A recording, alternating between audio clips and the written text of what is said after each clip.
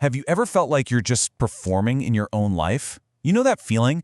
That deep, nagging exhaustion from trying to be who you think you should be, instead of just, well, being you?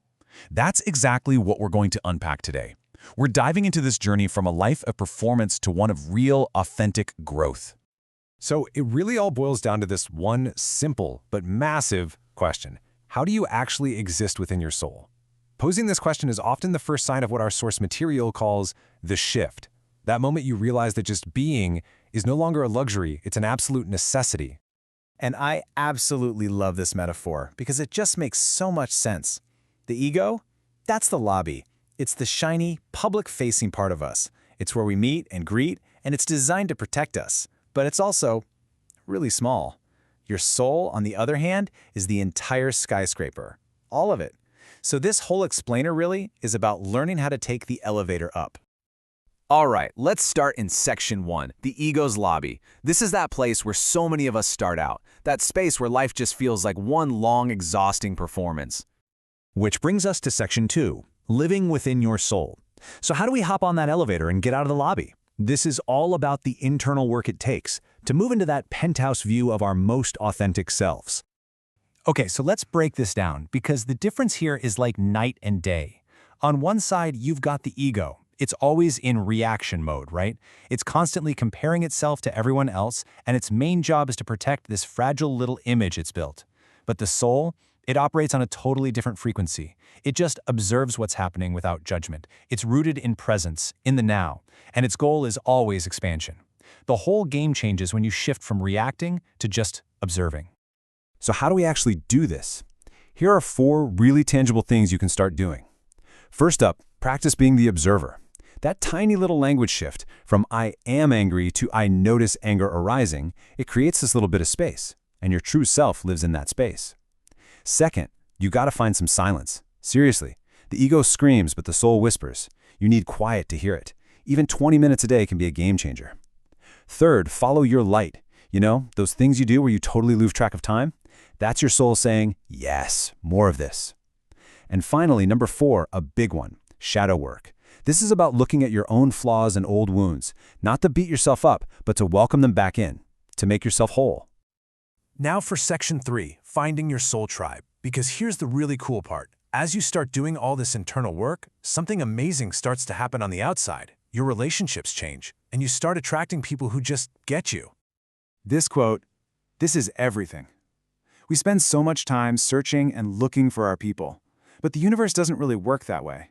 It works on resonance. Your job isn't to search, it's to broadcast. You just have to be yourself, authentically, and that sends out this clear signal. The people who are tuned to your frequency, they'll find you. It's like you become a lighthouse. So how do you turn up the volume on that signal? First, audit your frequency. You have to be brave enough to be the odd one out in a room where you feel like you have to wear a mask. Second, go where your real interests are. Go to that pottery class, that volunteer day. Your people are probably already there. And third, try using what our source calls the vulnerability filter. Ditch the small talk about the weather. Share a real thought, a real dream, a real struggle. The people who lean in instead of backing away, those are your people. And this table just lays out the difference so clearly. Ego connections, they're transactional. They're about status, what you look like, what you can do for someone, and honestly, they feel draining. It feels like a performance.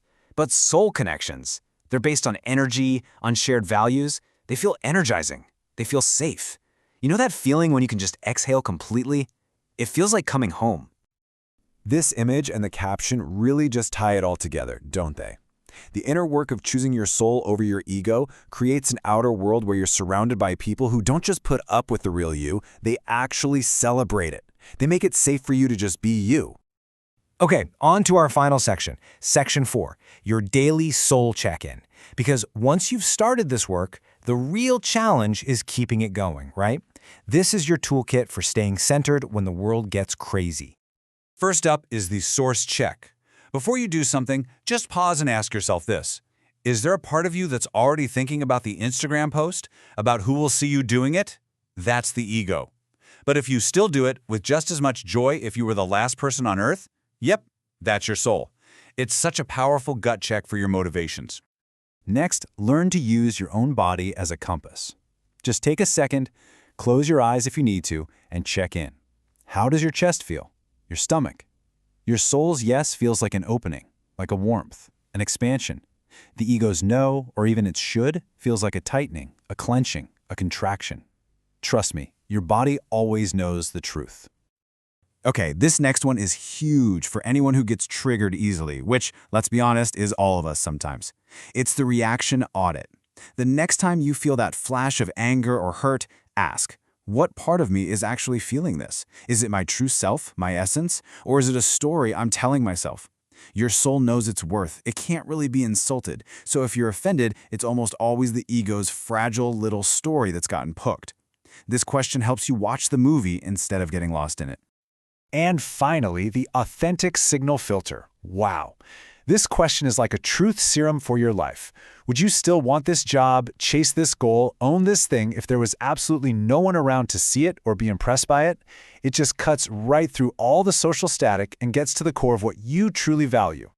So to bring this all together into something you can literally do right now, here is a super simple, powerful practice. It's just 3 breaths, okay? First breath, just breathe in and feel your feet on the floor. Get grounded. Second breath, as you exhale, consciously soften your shoulders and your jaw. Let that tension go.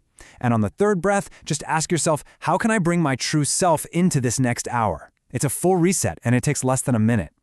And that really is the key takeaway here. This whole thing isn't about reaching some perfect state of enlightenment where you never get triggered again. You're gonna slip back into the ego's lobby. We all do. The goal is just to make the soul your home base, the place you always return to. It's a constant, compassionate practice of coming home to yourself, one breath at a time. So what's one small way you can practice living from your soul today?